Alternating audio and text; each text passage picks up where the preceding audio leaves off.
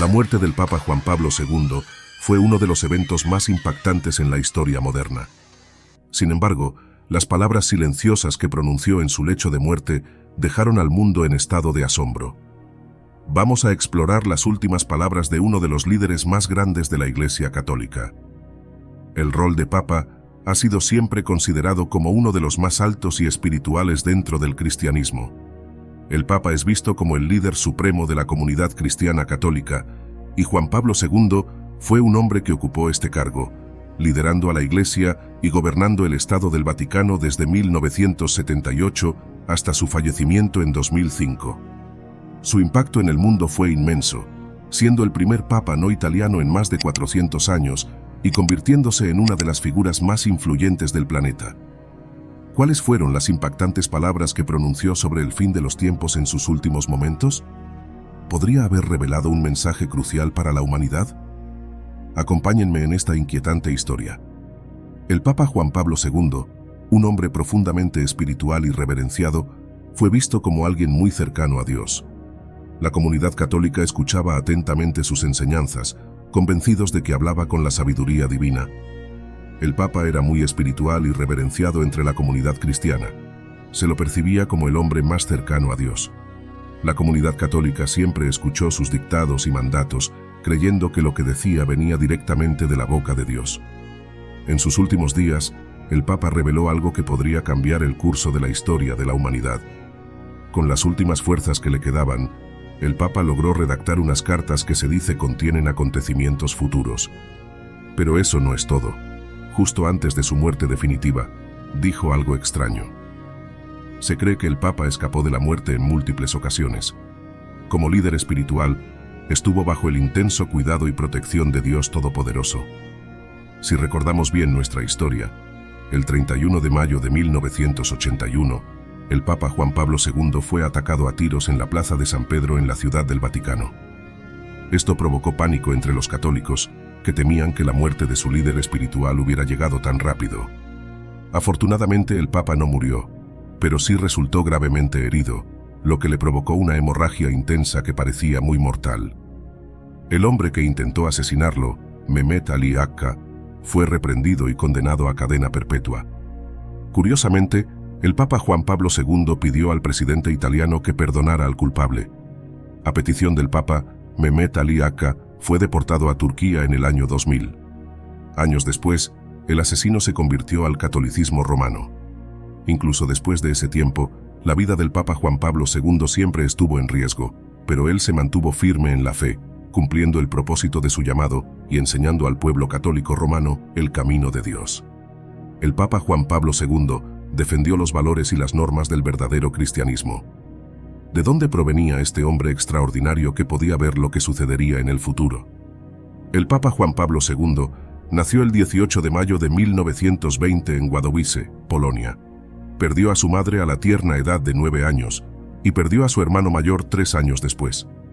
A medida que crecía, desarrolló un interés por las actividades deportivas como el esquí y la natación.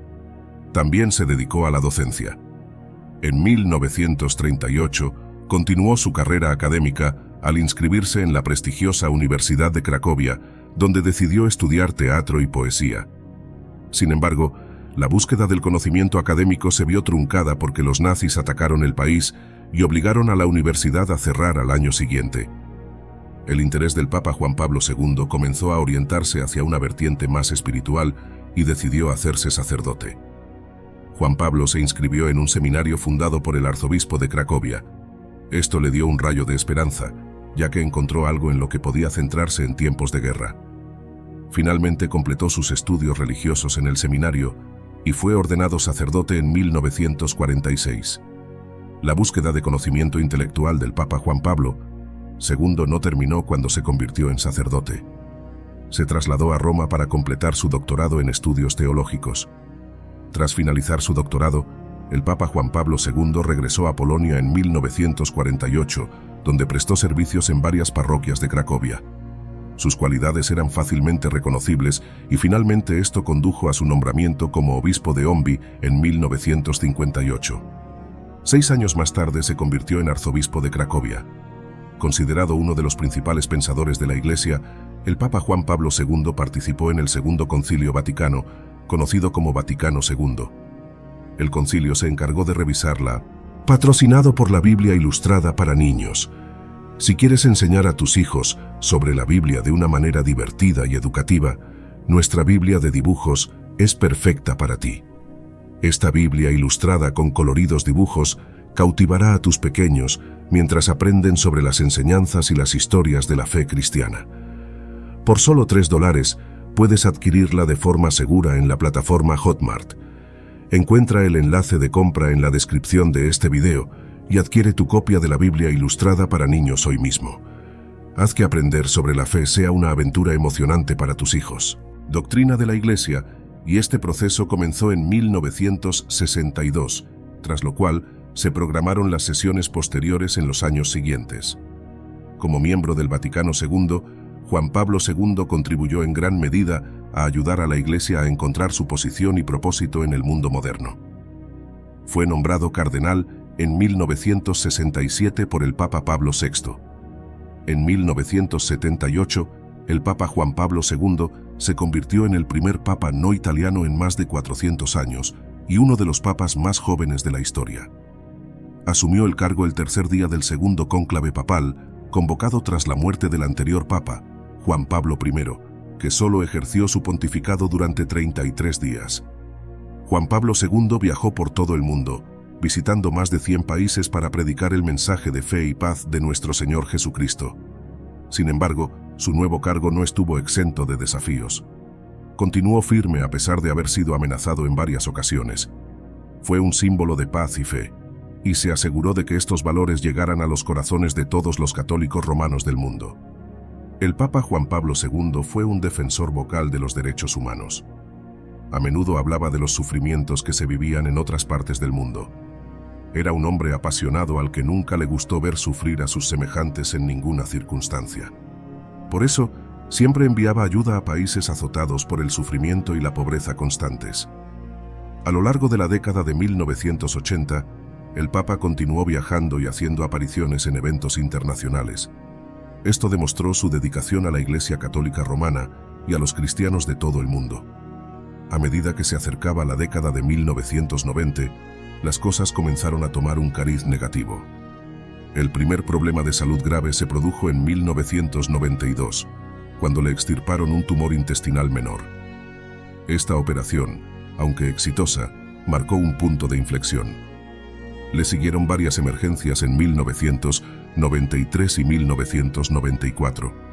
Dos caídas distintas le provocaron una luxación de hombro y una fractura de fémur.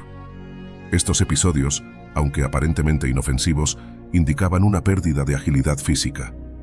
En 1996 le operaron de apendicitis, lo que sirvió como un recordatorio más de su creciente fragilidad. Un incidente especialmente preocupante ocurrió en diciembre de 1995, cuando un mareo le obligó a cancelar su habitual mensaje de Navidad. A medida que el Papa avanzaba en edad, el cumplimiento de sus funciones se hacía más difícil. Su salud se convirtió en un gran obstáculo para hacer todas las cosas que le hubiera gustado hacer. El resultado de su declive físico se vio reflejado en sus apariciones públicas en la Ciudad del Vaticano. El público lo vio luchar para hacer movimientos sencillos y mantener conversaciones. En 2001, uno de sus médicos residentes en el Vaticano reveló la información de que el líder espiritual estaba luchando contra la enfermedad de Parkinson, un trastorno caracterizado por rigidez y temblor. A principios de febrero de 2005, el Papa sufrió una gripe aparentemente inofensiva.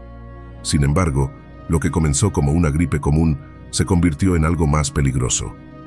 La gripe le provocó una inflamación aguda y espasmos en la laringe, lo que le dificultó mucho respirar con eficacia. Cuando se percataron de ello, el Papa fue trasladado de urgencia al Hospital Gemelli, donde recibió tratamiento. Parecía que el tratamiento había tenido éxito en las primeras etapas, pero después de un tiempo, el Papa volvió a caer enfermo. A finales de febrero, sus dificultades respiratorias habían vuelto y se habían agravado. El Papa fue nuevamente trasladado de urgencia al hospital.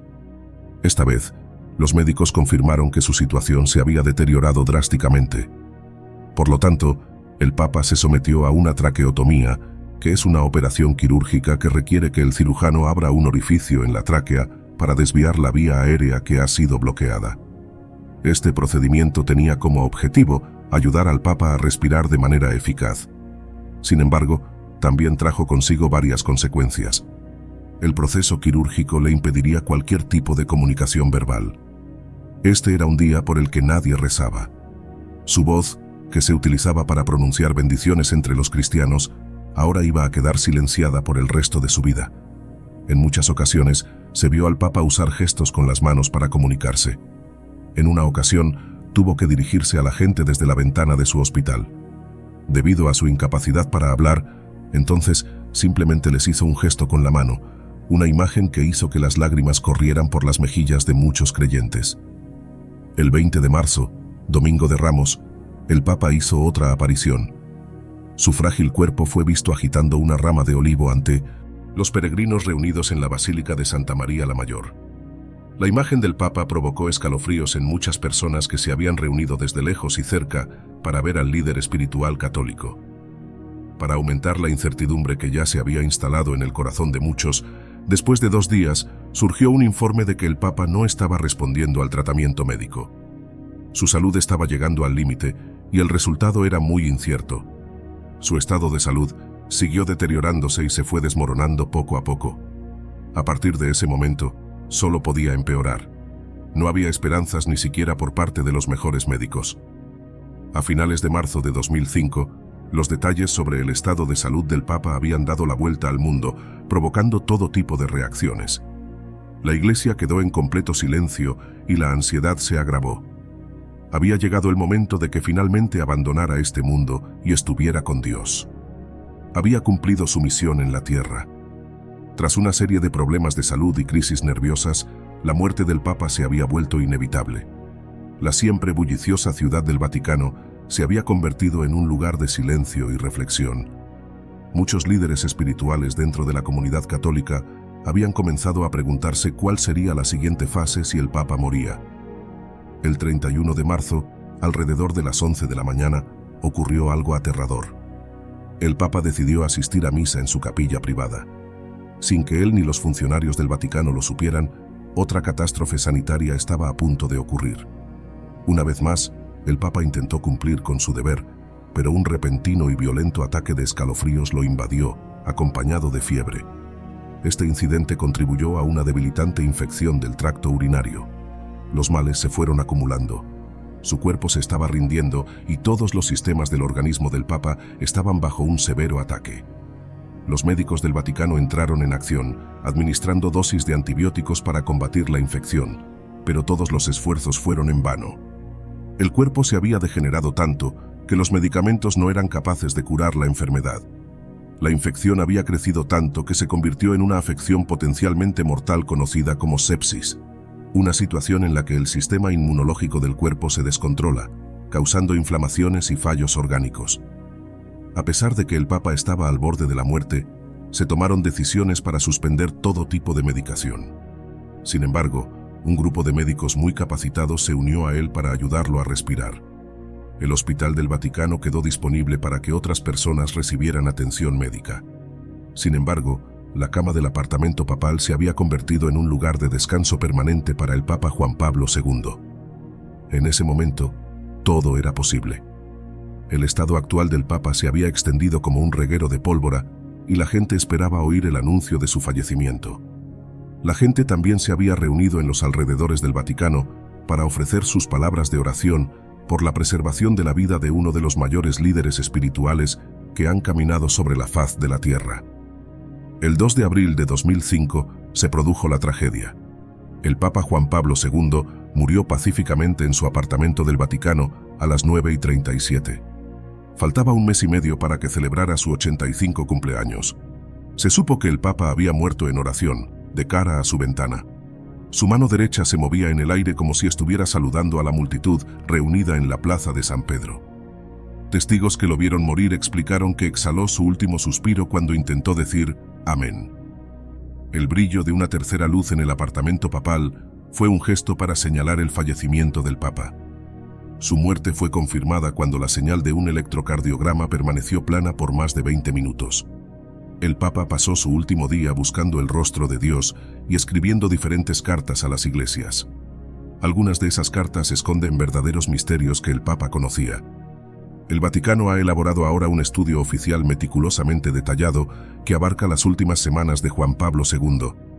Este estudio, escrito por el equipo médico del Vaticano, se supone que ofrece un registro completo de la delicada salud del Papa. Incluye información sobre sus medicamentos, terapias y rituales en sus últimos días. Algunos percibieron la publicación de este estudio como un intento de promover la transparencia y abordar las preocupaciones sobre el origen y la progresión de la enfermedad del Papa, que lo llevó a morir el 2 de abril. A lo largo de la historia, las muertes de los papas se han mantenido en secreto. Si bien no ha habido ninguna declaración oficial que afirme que hubo algo ilícito en relación con la muerte del Papa Juan Pablo II, la negativa anterior del Vaticano a aceptar la enfermedad de Parkinson del Papa ha provocado que un grupo de personas se pregunte y haga preguntas. Todo esto ha puesto en duda la credibilidad de la fuerza laboral dentro del Vaticano. A pesar de que los signos aumentaron constantemente durante años, la Santa Sede mantuvo en silencio sobre la enfermedad del Papa. La falta de transparencia alentó a los especuladores a filtrar noticias falsas sobre la muerte del Papa. Muy recientemente apareció un informe de 220 páginas escrito por el equipo médico del Vaticano. Este informe es un gran paso hacia la transparencia. Aunque muchos detalles sobre el fallecimiento del Papa se fueron publicando poco a poco, este informe detallado ofrece un panorama completo de sus últimos días.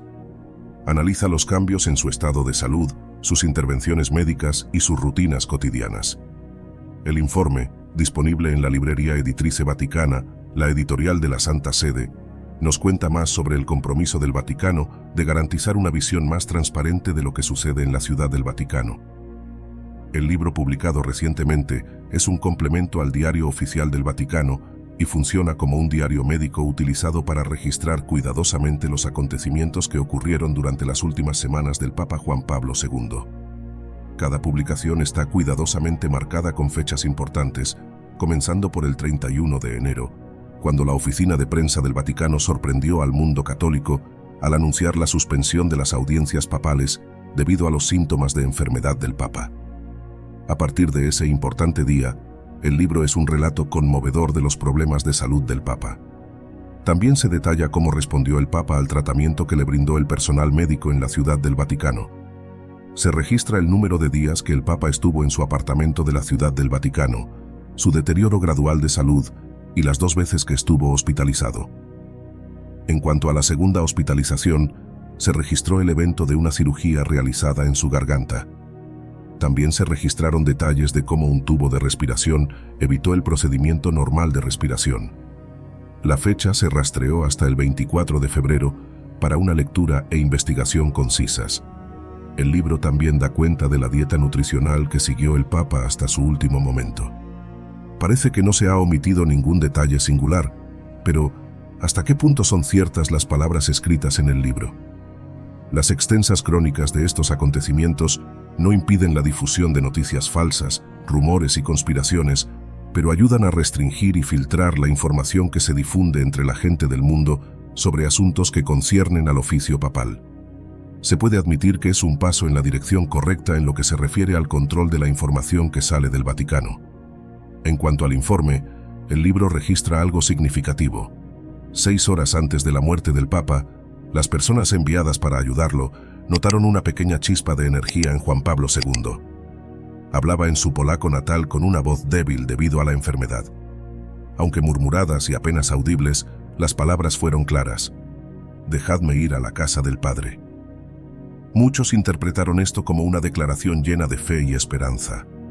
El Papa sabía que había una vida mejor que la que había pasado en la tierra, y para muchos de los que se encontraron con esta declaración, este fue un momento para reflexionar sobre la vida después de la muerte. De una forma u otra, iremos a encontrarnos con nuestro Creador. Es solo cuestión de cuándo, pero no hay que olvidar que el tiempo no se detiene nunca. El informe oficial proporcionó detalles significativos de las últimas horas del Papa que se correspondían estrechamente con un relato similar publicado el mes pasado por el arzobispo Stanisław Dziwisz, confidente de Juan Pablo II desde hacía mucho tiempo.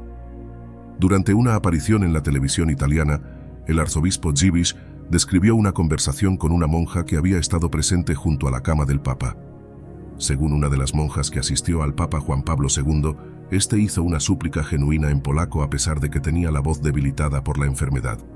Aunque la traducción oficial es «Dejadme ir a la casa del Padre», el espíritu permanece constante. Ambas historias enfatizan el deseo del Papa de paz y aceptación de la voluntad de Dios.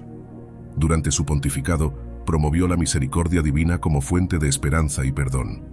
Por ello, leer su discurso escrito previamente para el Domingo de la Divina Misericordia, el mismo día de su muerte, fue más que una coincidencia. Fue un poderoso testimonio de los ideales esenciales que encarnó y predicó incansablemente a lo largo de su vida. Y ahora, estas fueron las palabras del Papa Juan Pablo II a toda la humanidad, que tantas veces parece perdida y dominada por el poder del mal, del egoísmo y del miedo. El Señor resucitado ofrece como don su amor que perdona, reconcilia y abre el alma a la esperanza. El Papa había escrito que es un amor que convierte los corazones y da la paz que el mundo necesita para comprender y acoger la misericordia divina.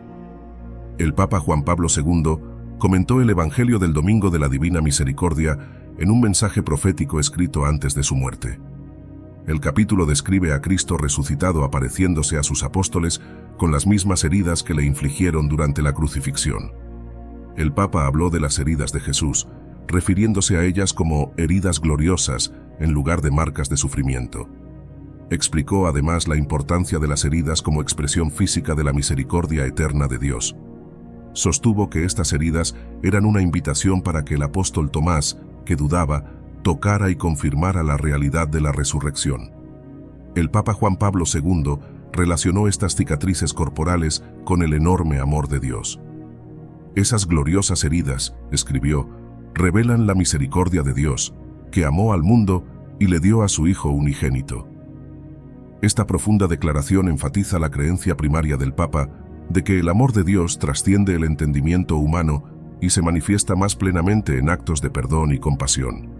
Esto, por supuesto, explica la razón por la que perdonó al asesino que intentó matarlo durante una de las bendiciones.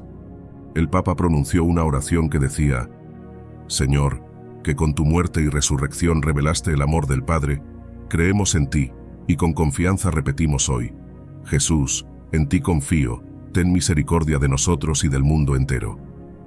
Y concluyó diciendo que la solemnidad litúrgica de la Anunciación, que celebraremos mañana, nos anime a contemplar con los ojos de María el inmenso misterio de este amor misericordioso que brota del corazón de Cristo. Del texto se desprende que el Papa Juan Pablo II era apasionado por las almas e hizo todo lo posible para que la gente conociera a Dios. Mostró rasgos de Jesús, mostrando amor y compasión hacia las personas que se unieron a él.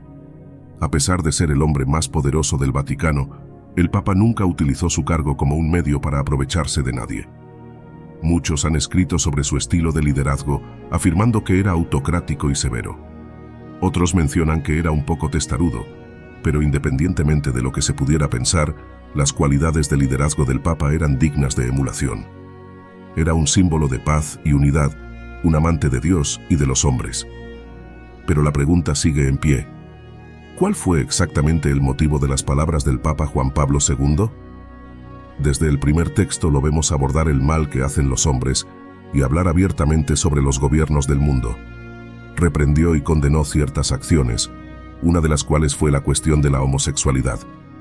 La homosexualidad no fue mencionada en las encíclicas papales hasta la Veritatis Splendor del Papa Juan Pablo II en 1993, que proclama específicamente el mal intrínseco de la condición homosexual y rechaza la opinión de algunos teólogos que habían comenzado a cuestionar públicamente la condena de la Iglesia a la homosexualidad como moralmente inaceptable. En la enseñanza de Juan Pablo II, el sexo gay se considera el uso del cuerpo de otra persona en lugar de una entrega mutua de afecto familiar expresada físicamente por los cuerpos masculino y femenino. Este tipo de relaciones sexuales también se llevan a cabo por elección de la voluntad, a diferencia de la orientación homosexual que, según reconoció, rara vez es una cuestión de libre elección, pero más allá de las advertencias contra la homosexualidad, el Papa Juan Pablo I también insistió en los acontecimientos escatológicos que estaban destinados a tener lugar en una carta abierta, venerada por los católicos, las palabras exactas del Papa Juan Pablo. Segundo decían, la segunda venida de Cristo al final de los tiempos, el camino hacia el jubileo, al tiempo que recuerda la primera venida histórica de Cristo, nos invita también a mirar con expectación hacia su segunda venida. Al final de los tiempos, esta perspectiva escatológica, que muestra la orientación fundamental de la vida cristiana hacia las realidades últimas, es una llamada continua a la esperanza y al compromiso en la Iglesia. Y en el mundo, no debemos olvidar que para los cristianos, el eschatón, el acontecimiento final, no solo debe entenderse como una meta futura, sino como una realidad que ya ha comenzado con la venida histórica de Cristo, su muerte y resurrección, acontecimientos supremos de la historia de la humanidad, que ahora ha entrado en su fase final dando, por así decirlo, un salto cualitativo. Se abre para la humanidad el horizonte de una nueva relación con Dios, marcada por la gran oferta de salvación en Cristo. Por eso Jesús puede decir, llega la hora, y ahora es cuando los muertos oirán la voz del Hijo de Dios, y los que la oigan vivirán. Juan 5:25. La resurrección de los muertos. Se espera al final de los tiempos, y recibe ya su primera realización decisiva en la resurrección espiritual. El objetivo primario de la obra de la salvación consiste en la nueva vida que Cristo resucitado dio como fruto de su obra redentora. Es un misterio de renacimiento en el agua y en el Espíritu que marca profundamente el presente y el futuro de toda la humanidad, aunque su eficacia en el momento actual se muestra solo en aquellos que aceptan totalmente el don de Dios y lo irradian en el mundo. El Papa Juan Pablo II fue un hombre de excelencia y dejó un gran legado antes de morir. Resumió en su totalidad el plan de Dios para la humanidad en sus cartas, en las que indicaba lo que se debe y no se debe hacer, y destacaba la necesidad de dejarse guiar por Dios. Expresó la necesidad de vivir en santidad y de acatar las leyes de Dios que se encuentran en los libros sagrados. Más allá de predicar estas palabras, el Papa Juan Pablo II vivió exactamente la realidad que predicaba sin dar nunca cabida al enemigo. Los católicos y otras denominaciones lo consideraban el verdadero padre de la fe. Juan Pablo II, una figura carismática, utilizó su influencia para generar cambios y se le atribuye la caída del comunismo en su Polonia natal. Queremos agradecerles a todos ustedes, nuestros espectadores, por acompañarnos en este recorrido por la vida y legado del Papa Juan Pablo II. Su apoyo es lo que nos motiva a seguir creando contenido que inspire y edifique la fe. Gracias por ser parte de esta comunidad. Antes de irte, queremos invitarte a continuar explorando más sobre temas fascinantes y profundos de nuestra fe. A continuación, te dejamos 2 videos más que seguramente te interesará y te ayudarán a profundizar en tu relación con Dios. Haz clic en cualquiera de ellos y sigue acompañándonos en este viaje espiritual. Que Dios te bendiga y nos vemos en el próximo video.